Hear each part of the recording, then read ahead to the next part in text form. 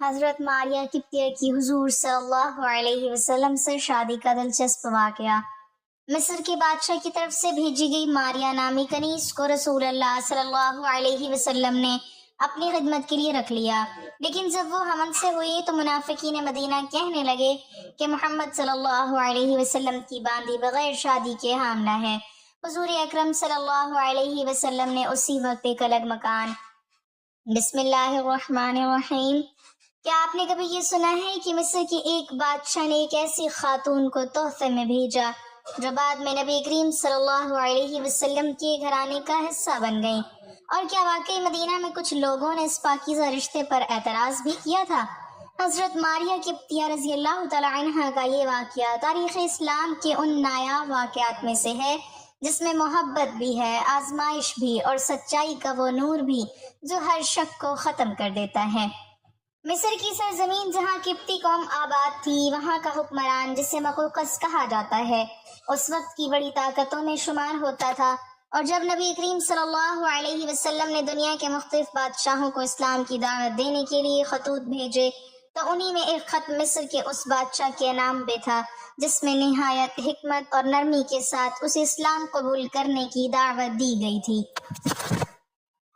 مقوقس نے اگرچہ اسلام قبول نہیں کیا تھا، لیکن اس نے اس خط کا بے حد احترام کیا اور جواب میں کچھ قیمتی تحائف مدینہ منورہ بھیجے۔ انہی تحائف میں دو بہنیں بھی شامل تھیں، جن میں سے ایک کا نام حضرت ماریہ قبطیہ رضی اللہ تعالی عنہا تھا، جو حسن و جمال اور نرم مزاجی میں بے مثال تھیں۔ جب یہ قافلہ مصر سے مدینہ کی طرف روانہ ہوا تو یہ صرف ایک سفر نہیں تھا، بلکہ تقدیر کا وہ فیصلہ تھا جو ایک باندی کو ام ولد کے بلند مقام تک لے جانے والا تھا، اور یہی وہ مقام ہے جہاں سے ایک ایسا واقعہ شروع ہوتا ہے جس پر بعد میں منافقین نے بھی انگلی اٹھانے کی کوشش کی۔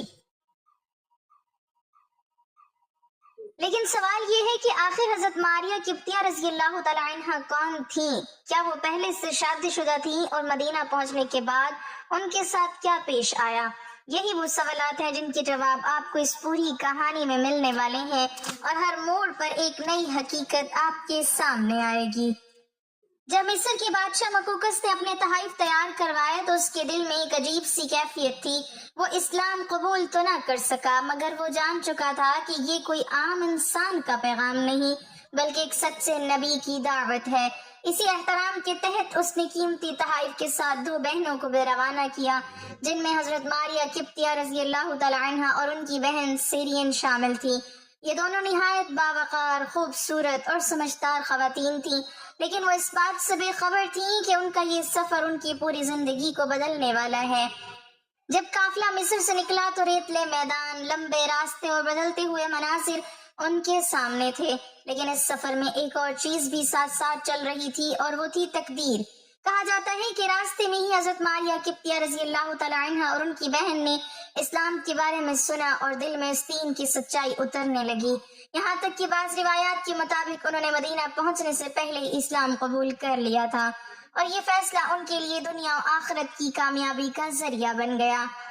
جیسے جیسے قافلہ مدینے کی طرف پہنچتا گیا ویسے ویسے ایک نیا باب کھلنے لگا۔ وہ مدینہ جو اس وقت ایمان کا مرکز بن چکا تھا، جہاں ہر طرف اسلام کی روشنی پھیل رہی تھی، جہاں نبی کریم صلی اللہ علیہ وسلم کی موجودگی نے ہر دل کو سکون دیا ہوا تھا۔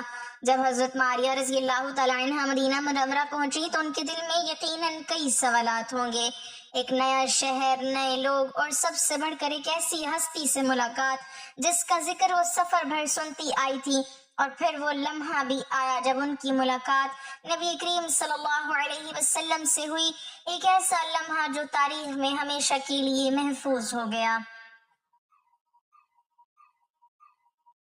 یہ ملاقات صرف ایک بادشاہ کے تحفے کو قبول کرنے کی نہیں تھی، بلکہ ایک انسان کے دل کو عزت دینے کی تھی۔ نبی کریم صلی اللہ علیہ وسلم نے حضرت ماریہ رضی اللہ تعالی عنہا کے ساتھ نہایت نرمی، شفقت اور احترام کا معاملہ فرمایا، جو اس بات کا واضح ثبوت تھا کہ اسلام میں انسان کی عزت اس کے مقام یا حیثیت سے نہیں بلکہ اس کے دل اور کردار سے ہوتی ہے۔ لیکن یہاں ایک سوال پیدا ہوتا ہے کہ حضرت ماریہ رضی اللہ تعالی عنہا کا مقام کیا تھا؟ کیا وہ ایک عام کنیز تھی یا ان کا درجہ کچھ مختلف تھا؟ اور کیا وجہ تھی کہ بعد میں ان کا ذکر ایک خاص انداز میں کیا جانے لگا؟ یہی وہ سوال ہے جس نے بعد میں مدینہ کے ماحول میں بھی چہم گوئیاں پیدا کر دیں۔ جیسے جیسے وقت گزرتا گیا حضرت ماریہ رضی اللہ تعالی عنہ کا قیام مدینہ میں مضبوط ہوتا گیا، انہیں ایک علیحدہ مقام دیا گیا اور نبی کریم صلی اللہ علیہ وسلم کی طرف سے ان کے ساتھ حسن سلوک ہر گزرتے دن کے ساتھ واضح ہوتا گیا۔ لیکن ہر معاشرے کی طرح مدینے میں بھی کچھ ایسے لوگ موجود تھے جو دلوں میں نفاق رکھتے تھے، جو بظاہر مسلمان تھے مگر اندر سے حسد اور بغض سے بھرے ہوئے تھے۔ یہی وہ لوگ تھے جو ہر اچھی چیز میں بھی شک پیدا کرنے کی کوشش کرتے تھے، اور جب انہوں نے دیکھا کہ حضرت ماریہ رضی اللہ تعالی عنہ کو ایک خاص مقام حاصل ہو رہا ہے تو ان کے دلوں میں کھٹک پیدا ہونے لگی۔ اور پھر ایک ایسا وقت بھی آیا جب ایک خبر نے مدینہ کے ماحول کو ہلا کر رکھ دیا، ایک ایسی خبر جس نے منافقین کو باتیں بنانے کا موقع دے دیا اور انہوں نے فوراً انگلیاں اٹھانا شروع کر دیں۔ لیکن کیا واقعی وہ بات سچ تھی جو وہ کہہ رہے تھے، یا یہ صرف ان کے دلوں کی گندگی تھی جو زبان پر آ رہی تھی؟ اور نبی کریم صلی اللہ علیہ وسلم نے اس نازک صورتحال کو کیسے سنبھالا؟ یہی وہ مرحلہ ہے جہاں سے اس واقعے کا سب سے حساس اور اہم حصہ شروع ہوتا ہے، اور آگے جو ہونے والا ہے وہ نہ صرف ایک الزام کا جواب ہے بلکہ سچ اور جھوٹ کے درمیان واضح فرق بھی دکھاتا ہے۔ مدینے کی فضا بظاہر پرسکون تھی، لیکن دلوں کے اندر چھپی ہوئی کچھ کہانیاں اب آہستہ آہستہ باہر آنا شروع ہو رہی تھیں۔ حضرت ماریہ قبطیہ رضی اللہ تعالی عنہ اب مدینہ میں ایک پہچانی جانے والی شخصیت بن چکی تھی۔ ان کے اخلاق، ان کی سادگی اور نبی کریم صلی اللہ علیہ وسلم کا ان کے ساتھ حسن سلوک سب کے سامنے تھا، لیکن یہی چیز کچھ لوگوں کے دلوں میں چبھنے لگی تھی۔ اور پھر وہ لمحہ آیا جب ایک خبر نے جیسے مدینہ میں ہلچل مچا دی۔ یہ خبر تھی کہ حضرت ماریہ رضی اللہ تعالی عنہ امید سے ہیں، یعنی ان کے ہاں اولاد ہونے والی ہے۔ ایک طرف یہ خبر خوشی کا باعث ہونی چاہیے تھی، لیکن دوسری طرف منافقین کے لیے یہ ایک موقع بن گئی۔ انہوں نے فوراً چہمگوئیاں شروع کر دیں، سرگوشیاں ہونے لگیں اور ایسے جملے کہے جانے لگے جو ایک پاکیزہ خاتون کی عزت پر حملہ تھے۔ وہ کہنے لگے کہ یہ کیسے ممکن ہے، یہ تو ایک کنیز ہے، ان کا نکاح ظاہر نہیں ہوا، پھر یہ حمل کیسے؟ ان کے دلوں میں جو شک تھا وہ اب زبان پر آ چکا تھا اور وہ اسے پھیلانے میں مصروف ہو گئے۔ لیکن کیا واقعی وہ بات ایسی تھی جیسا وہ پیش کر رہے تھے، یا حقیقت کچھ اور تھی جسے وہ جان بوجھ کر نظر انداز کر رہے تھے؟ یہی وہ سوال تھا جو اس پورے معاملے کی اصل جڑ تھا۔ حقیقت یہ ہے کہ حضرت ماریہ قبطیہ رضی اللہ تعالی عنہ کا تعلق ملک یمین سے تھا، اور اسلام میں یہ ایک واضح اور جائز حیثیت تھی جس میں مالک اور لونڈی کے درمیان تعلق شریعت کے دائرے میں ہوتا ہے، اور اس پر نکاح کی وہ شرط لازم نہیں ہوتی جو آزاد عورت کے لیے ہوتی ہے۔ نبی کریم صلی اللہ علیہ وسلم نے حضرت ماریہ رضی اللہ تعالی عنہ کے ساتھ نہایت عزت اور احترام کا معاملہ فرمایا، اور جب وہ امید سے ہوئی تو یہ ایک فطری اور جائز بات تھی، لیکن منافقین نے جان بوجھ کر اس معاملے کو غلط رنگ دینے کی کوشش کی۔ یہاں نبی کریم صلی اللہ علیہ وسلم کا کردار ہمارے لیے سب سے بڑا سبق ہے۔ آپ صلی اللہ علیہ وسلم نے نہ تو غصے میں آ کر کوئی سخت رد عمل دیا اور نہ ہی اس پروپیگنڈے کو بڑھنے دیا، بلکہ نہایت حکمت اور صبر کے ساتھ اس صورتحال کو سنبھالا۔ آپ صلی اللہ علیہ وسلم نے حضرت ماریہ رضی اللہ تعالی عنہ کے لیے ایک علیحدہ مکان کا انتظام فرمایا تاکہ وہ سکون اور عزت کے ساتھ رہ سکیں، اور یہ بھی ایک پیغام تھا کہ اسلام عورت کی عزت اور اس کے وقار کو کس قدر اہمیت دیتا ہے۔ لیکن منافقین پھر بھی باز نہ آئے، وہ اپنی باتوں کو دہراتے رہے، کیونکہ ان کا مقصد سچ کو سمجھنا نہیں بلکہ فساد پھیلانا تھا۔ اور یہی وہ مقام ہے جہاں ہمیں یہ سمجھ آتی ہے کہ ہر زمانے میں کچھ لوگ ایسے ہوتے ہیں جو حقیقت کو مسخ کر کے پیش کرتے ہیں، اور اگر انسان صبر اور حکمت سے کام نہ لے تو وہ خود بھی ان کی جان میں پھنس سکتا ہے۔ لیکن نبی کریم صلی اللہ علیہ وسلم نے جو طریقہ اختیار کیا وہ ہمیں یہ سکھاتا ہے کہ سچائی کو ثابت کرنے کے لیے شور مچانا ضروری نہیں ہوتا، بلکہ کردار اور وقت خود ہی گواہی دیتے ہیں، اور وقت نے بھی یہی کیا۔